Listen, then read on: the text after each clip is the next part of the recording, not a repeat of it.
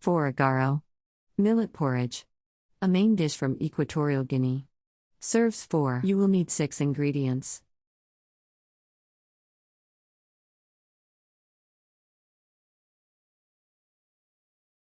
Step 1. Combine millet flour, salt, pepper, and ginger in a bowl.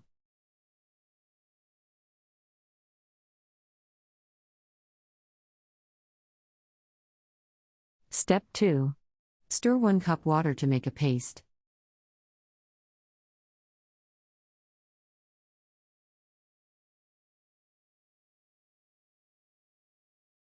Step 3.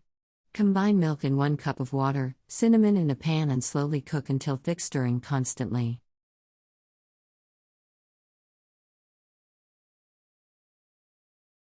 Step 4. Serve, adding salt or sugar to taste.